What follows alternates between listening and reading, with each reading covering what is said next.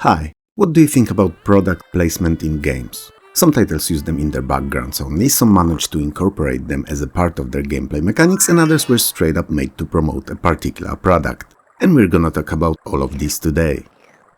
Superfrog is one of those games that did both. Had its promoted product in the intro and within the game too, and it was Lucozade, a British energy drink that, at least to my knowledge, has very rarely left the country. I was never a fan of the original flavor, but the orange one, Chef's kiss, my dear viewers, it's fantastic. Anyway, in the animated introduction, Lucozade is used as a magical drink that gives our protagonist Superfrog powers and allows him to chase after the evil witch to save his beloved. A fun concept in a very humorous intro that works pretty well to set up the game. During gameplay, our hero consumes Lucozade to replenish his health, and that's pretty much it. It's not very intrusive, it doesn't feel as if the drink is pushed on us constantly to the point of being annoying, and yet you are literally actively seeking it out yourself to carry on playing. Well played, Superfrog, well played. Stranding is a universally beloved Hideo Kojima's game that's more of a walking simulator/interactive sci-fi action movie than a regular game. The gentleman's known for going down the cinematic route with his releases though, so it's hardly a surprise. I'd describe it as a post-apocalyptic horror career simulator with a story, but I've only played it for a little under 10 hours and gave up. Not because it was bad, but because it felt a little bit like work to me, and I really don't need any more work. Still, Death Stranding's product placement may not be overly long, but it's very in your face, and because of how realistic the graphics in the game are, it feels like a TV commercial for Monster energy drinks. In reality though, they're there only to boost the protagonist's stamina, and in that regard, they do their job quite well. Cheetah Too Cool to Fool is one of those games that has been made solely to promote a product. It stars Cheetah and was made to boost Frito-Lay's Cheetos sales within the gamer's demographic. Like we really need any extra incentive to go for the super tasty cheese snacks. But whatever, it's been made, and if I'm to be honest, it's not a terrible game at all. I mean, it's not gonna win any rewards, neither in terms of its story nor gameplay, but it doesn't feel entirely devoid of soul or fun. Me and Eugene, which is an awesome name I must add, stole Chester's scooter, accidentally broke it into several pieces, and now Chester has to find them to fix his bike. Naturally, somehow each of them landed in a separate level and you must complete them all to recover the parts. It's not a great story and the gameplay is just fine, but other than having Chester as the protagonist, the game's not too obtrusive with the ads. Which is great, because you do keep playing as a mascot and naturally munching on the cheese delights, but you don't feel like they're force fed into you against your will. Now Pepsiman is in your face. Even if you decide to ignore the fact that the main character is an anthropomorphic Pepsi bottle and a human hybrid, there are Pepsi ads all throughout the game. There are Pepsi trucks everywhere, you collect Pepsi bottles, there are Pepsi vending machines around the levels, and overall, the blue, white, red color scheme is used in heaps everywhere. The game itself, while based on a series of Japanese Pepsi adverts featuring the character and being incredibly simple design-wise arcade title, is surprisingly fun. It may feel like something that should appear on a mobile phone store circa 2012, but it's not overly annoying, despite literally covering the entire screen with Pepsi ads. I like Pepsi, so I don't mind, but I can see how it may feel a bit too much. Zool, Ninja of the Nth Dimension is an example of a game that plastered all of its levels' backgrounds with tons of Chupa Chups logos. They appear in most levels somewhere in the back of the action, perhaps not getting in your way whatsoever, but still clearly visible and omnipresent. I don't mind them too much, as they're not too annoying and don't break the flow of this otherwise rather fun platformer.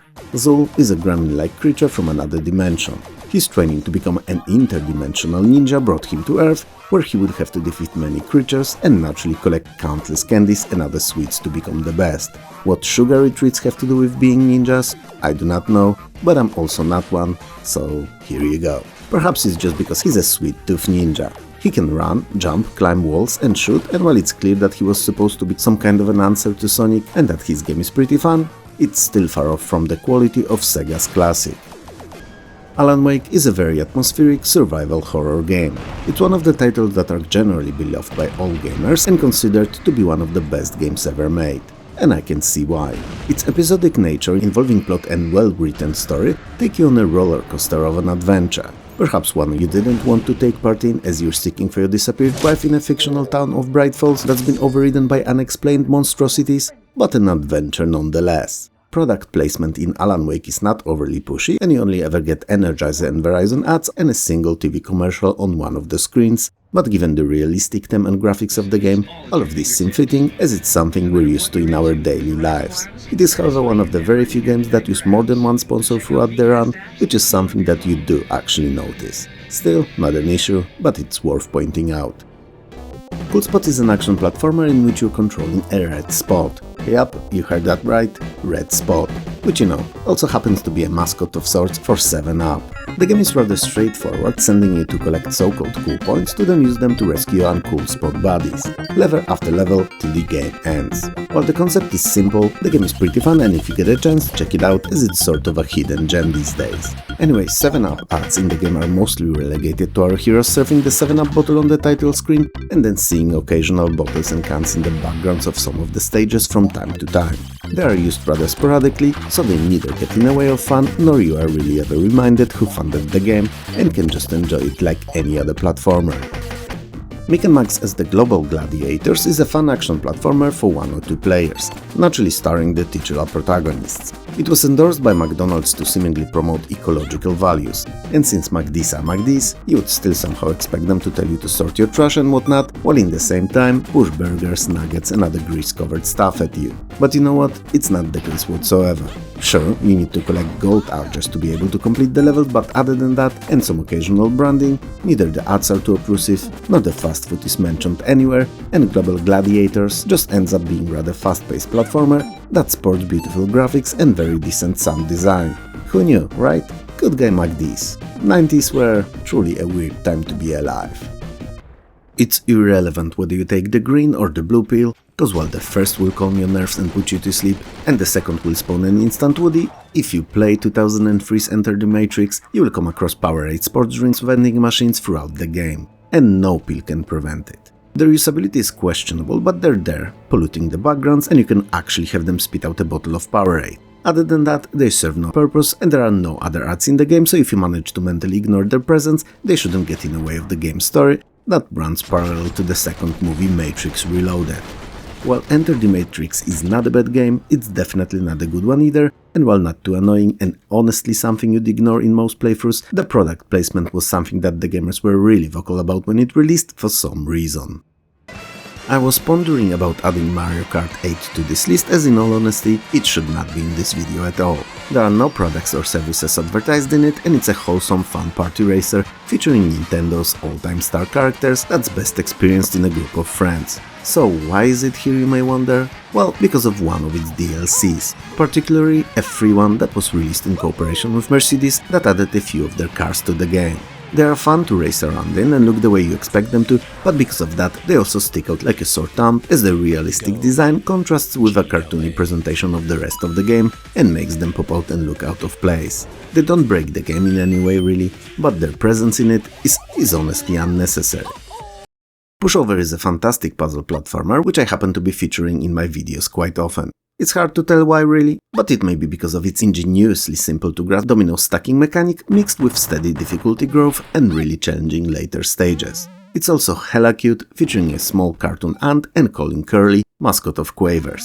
British deep-fried curly-shaped potato snacks that I could best describe as a mix of chips and corn puffs. Quavers, however, are not pushed on you all throughout the game, and you ever really get to see them mentioned in an animated intro and then later on in a few short in-between-the-level cinematics. So while you are reminded occasionally who sponsored the game, it doesn't get in the way of fun and is basically invisible most of the time you spend at it.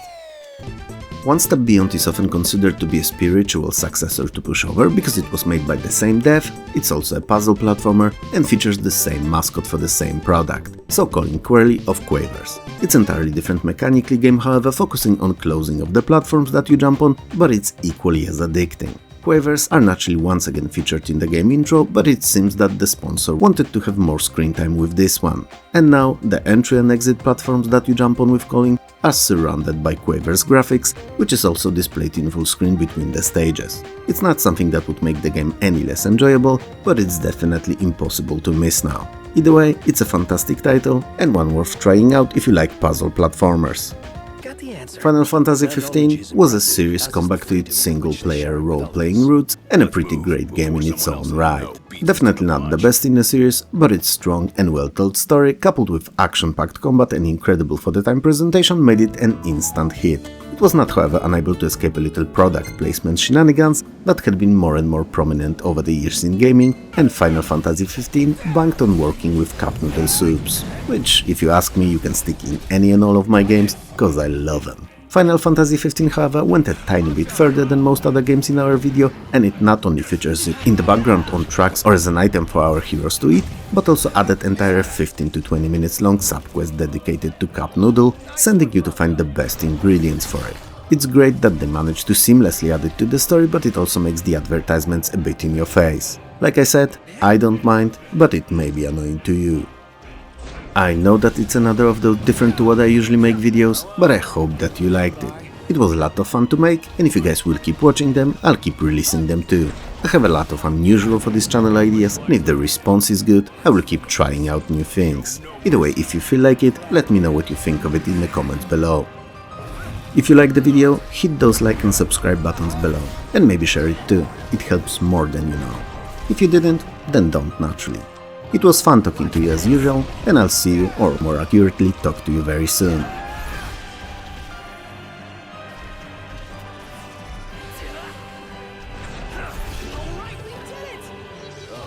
That's a good cut of meat. Can't wait to slap this baby on the grill.